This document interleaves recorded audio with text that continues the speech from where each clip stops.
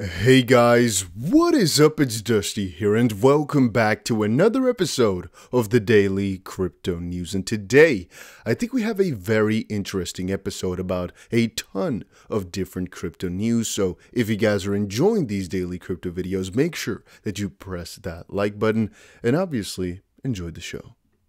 Now, first of all, there have been a couple of theories that I've been reading online about where exactly this crypto space can go towards and how much money will be inside of it and how much will our gains be. Again, I'm talking over whatever period of time. 1 year, couple years, longer times, like 50 years, whatever. And one of the things I'd like to make clear to people is that I'm not in this for a very short term. I honestly believe that the majority of cryptos that we are investing into and looking into right now will have some drastic gains over the years. And I'm not talking about a couple extra billions of dollars. No, I am surely talking about trillions. Here's a fun little piece of food for thought, I guess. John Deaton asked, hey, after reading Hal Finney's post from 2009, why did you do the math on 20 million Bitcoin and not 21? I obviously think because, well, Satoshi kept 1 million, maybe. The 21 million was done with the idea that 1 million was going to be taken out of the circulation just for him to keep anyway, so it kept 20 million, which was a nice little calculating number. Because the theory here is as follows, which again is very interesting if you ask me. Current estimates of total worldwide household wealth that I have found range from 100 trillion to 300 trillion with 20 million coins that gives each coin a value of about $10 million. And this was Hal Finney's idea / proposal all the way back in 2009. But there is so much thought that can go into thinking about this deeper. To describe it better, what you're reading here is kind of like thin air, because just estimating wealth, in my own opinion, doesn't really do too much. What exactly are we calculating here? Because currencies on their own don't necessarily have to do anything with wealth. Why? Think about it this way. Let's say that I were to create a new currency called Dusty Coin, and I'd actually get let's do 100 trillion. No, let's do 1,000 trillion. So that would be at least, 6 to 8 times the wealth that they measured. And I make one transaction with those coins, the Dusty coin. All of a sudden, the value is $1, which is the price, times the amount of coins outstanding, which puts it at 1,000 trillion, right? It's all about the liquidity, it's all about the depth, and depth as in pH, depth, but you know what I mean, right? With a P, but also about the depth as in, the actual loans and whatnot that are out there. The system is so much bigger, and that's why I often like to kind of describe to people, say, if you're thinking of like a 100 to 300 trillion dollar range, that's like the low estimates. My own low estimate is also along the lines of like 600 trillion for the entire crypto market. And if the numbers are what they currently are, you can already kind of understand how big these cryptos are going to be growing, because right now Bitcoin is not even at 1 trillion. And I honestly think if it's going to stay at this 40% or so, well, just imagine, right? The crypto space growing from about 2 trillion to about 600, meaning of about 300x growth on most of these cryptos as like a base idea. Yeah, that's pretty good. That's pretty good, but that's my honest expectation, what I'm honestly expecting. So one thing that's keeping it back partially, I think, is the fact that some people in the crypto space are really only standing by their own crypto, and I've never done that. You might see that on this channel. I post a lot about XRP. I post a lot about the coins that I like. Why? Well, because I like to talk about some sort of stuff. I do not really, however, do the opposite, which what I mean with that is that I talk down upon things. Say, hey, don't go for Bitcoin, it's bad. Don't go for Ethereum, it's bad. No, I honestly think every single crypto has at least one or some benefits to it, which is why I never like to talk down on these things. But it's also one of the reasons why I think that we as a community in the DustDBC channel and the little community of ours are doing so well nowadays, because we've kind of gone away from this XRP tribalism while never really associating with the Bitcoin tribalism and whatnot. It's just kind of a community open for all. And I see always in the comment section everybody having these favorite different cryptos that they love, basically. And I always enjoy seeing that. It's not all one side. It's not only one crypto. At the end of the day, you might be convinced one crypto is going to make you extremely wealthy or so, and that's fine. But it's about hating the other one, or only being a Bitcoin guy, or only being this or that type of guy. I personally think that's not the best way to approach it, but hey, at the end of the day, it's all your own choice, right? It's my thoughts against your own. Your own are more important than mine. So 5 days ago, Jerry Brittle's response regarding Brad Garlinghouse at Coin Center, it read, Coin Center is focused on policy issues facing crypto. We educate policymakers and advocate for sensible regulatory approaches to this technology. Who exactly does Coin Center advocate for, though? I don't care if you despise Chris Larsen or Garlinghouse. Hundreds of thousands of individual XP holders are being hurt by the SEC's gross overreach in the Ripple XP case, and the SEC needs to be called out over it. The SEC isn't limiting its claims of illegality to only include previous or present sales of XRP issued by Ripple or its executives. The SEC is absurdly claiming the token itself is an unregistered security, including XRP traded in the secondary market. And before anyone attempts to minimize their own failure and neglect claiming my interpretation of the allegations are inaccurate, the judge presiding over the case interprets the allegations the same. Read for yourself. Which says, presumably under this idea, basically, you're telling that everybody in the world who is selling XRP is basically violating the securities law. In fact, SEC enforcement lawyers made it crystal clear in writing as well. Read for yourself, quote, the XRP traded even in the secondary market is the embodiment of those facts, circumstances, promises, and expectations, and today represents that investment contract, end quote.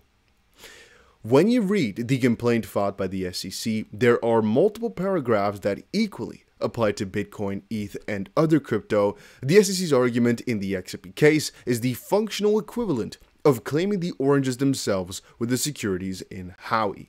The relevant question is, why haven't the so-called trade associations been more vocal? Not in support of Ripple or its executives, but against the SEC's gross overreach. If the SEC limited its claims versus Ripple to early sales of XRP, I wouldn't have actually sued the SEC.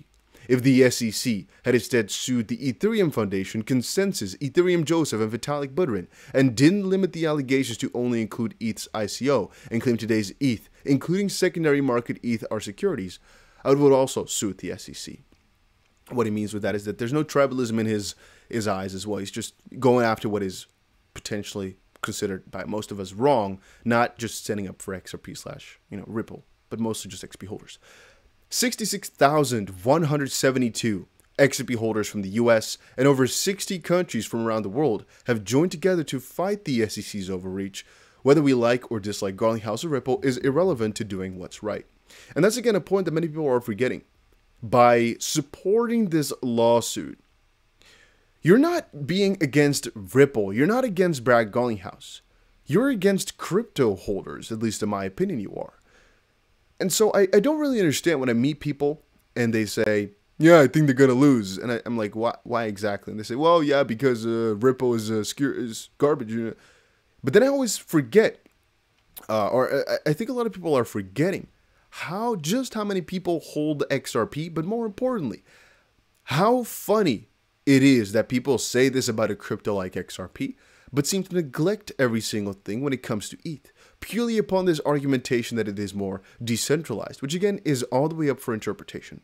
Once more, guys, I am not against Ethereum. I am only saying it's funny to me that people make this argument based upon knowledge that they think to have the complete picture of, when in reality, the more you know, the crazier it gets. And that's the fun fact of a lot of things. Right? The more you know, the crazier it gets. And the more you understand that you don't know what the frick is going on because it makes no sense. Now, Bitcoin Archive. This is one of the best buying opportunities in the entire history of Bitcoin. So I just want to kind of put this out there that I don't necessarily think in terms of price it is going to be the best point exactly now. What I do want to say is that in terms of opportunity, it is never too late to be early, specifically with technology like this, where if you are adopting into it now, you're hopping on. I still think you're a pioneer in all of this. To be honest with you, it's only 4% or so of the world that uses it. It's a very small percentage. If we look at the same with smartphones, for example, if you were buying your smartphones, let's say, what are we going to go for? Let's say exactly 30 years ago or so. I still consider you to be a bit of a pioneer, you know? If you were creating websites 20 years ago, I consider you a pioneer for sure, if you guys get my drifts. Or even if you created one in 2007, I still find you an OG of the internet, basically. Because how many websites have been up since 2007, still rolling strong, right? Even 2009, which is 11 years ago, the majority of you guys were already using the internet properly at the time. But again, look at how much things have changed over the last decade. I still think if you get into crypto right now, you're part of this early little blend, specifically if you start to do more things with it than just buy a little. Yeah, I think it's juicy. All right, then a little update on the SEC lawsuit versus Ripple. They got fined for improper conduct in the lawsuit. It's actually not a big deal, to be honest with you. It was just about those meds, about the supplemental expert report, and they basically had to pay for some stuff, the SEC. It was not really a big deal whatsoever. I have a couple of pieces to talk about, though, regarding this lawsuit a little bit later, but I want to think about my thoughts a little bit more before I bring it up to you guys. Then ApeCoin surges 40%, closes in on previous highs in anticipation of a big announcement. ApeCoin is doing crazy right now, sitting at $17, going mad. Apparently, it rallied from $1 to an all-time high of $39 and remained Ethereum world's most traded crypto for a week once it launched. Right now, it's standing at a whopping $17 after being at about $9 for a little bit. That is crazy, though, if you think about it. It is up from about $12 to $17 within this day. It's huge. That is crazy. And then this article to me is also very interesting. I kind of want to keep it on a low pit. Sanctioned Russia. Iran may turn to crypto mining to monetize energy, IMF says. Nations like Russia and Iran may utilize crypto mining to monetize their energy resources and circumvent sanctions. The IMF predicts in a report repercussions continue to reverberate globally, and cryptoization is one of the effects, the IMF says. So I think that this entire WAR, right, we all know what we're talking about right here, has actually been the embodiment of crypto being used for a purpose that's undeniable. And I honestly think it's putting crypto on the map better than almost any single thing that's happened before this. Which is why I'm so excited about it, to be honest with you. I am very excited, and not about the WAR situation, about the crypto waves that have started, the rippling, sort of, that has started a little bit ago. And we're really starting to bear the fruits of it, as a lot of countries are adapting it now, and at least they can't go about it anymore.